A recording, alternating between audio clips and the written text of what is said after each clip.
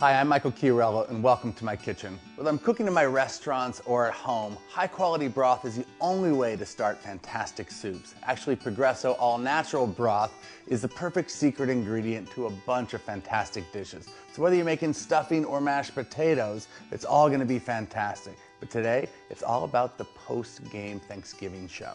We're gonna use a few premium ingredients and some leftover turkey to make one of my all-time favorites, a next day turkey soup.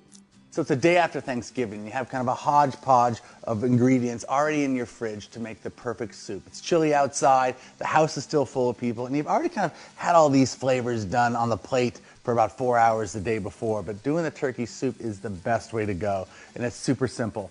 Right, all you have to do is take a little bit of garlic that I minced up already, and I let it get a little bit brown in some olive oil. And once it gets light brown, then I add some onions and carrots and celery, and we saute that for about 10 or 15 minutes. That's gonna give you the base flavor to the entire soup. The Italians call that the odori, or where it's gonna give all the aroma.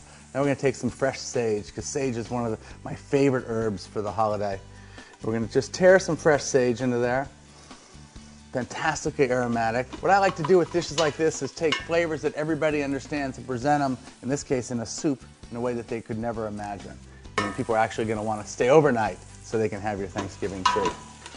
All right, once that's sauteed together, we're gonna add some fantastic broth. We have 8 cups, or 2 cartons of broth.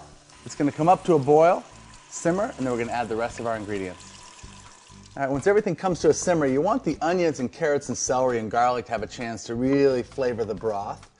But when all that's good to go, you can add a couple more things. Now I'm gonna do a couple bay leaves. If you have a fresh bay leaf tree, they're very easy to grow. I have a couple outside, or you can use dried.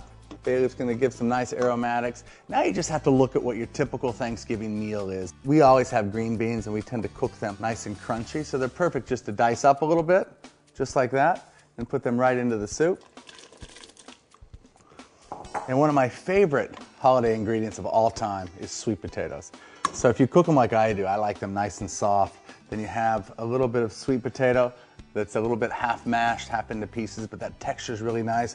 And what happens is the starch in the sweet potato is gonna thicken the soup, and it's gonna give it some beautiful body, so it's not too brothy. And like any starch, it's not gonna thicken until it comes up to a boil.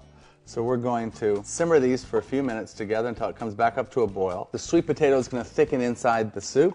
And being an Italian, I love a little pasta inside my soup. It's like a hug inside your stomach. So we're gonna add the pasta, and rather than pre-cooking the pasta in water, I'm still looking for a little of that starch to thicken things up a little bit, and it's gonna come right from the pasta as well. It's gonna go in, it's just gonna cook for a few minutes, about half the time that the package says, and then we could add the turkey. Now one of the things you wanna be sure to do is to check for seasoning all along the way, because you add the pasta and it's gonna absorb some of the seasoning. And I really haven't given this much except the seasoning I did in yesterday's meal.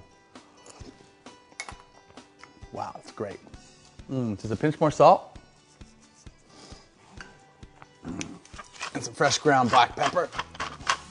And now we're ready to add the turkey. I don't like to dice it. I actually like it to look hand-torn in there, so it feels like a handcrafted soup. And so the turkey goes in. I'm just gonna put the lid on to help it come back up to a simmer. There you have it, the day after Thanksgiving, and you have a fantastic soup that even your grandmother would be proud of. And the best part about this soup, start to finish, in just about 30 minutes. How good is that? For more of my tips and recipes, go to progressobroth.com.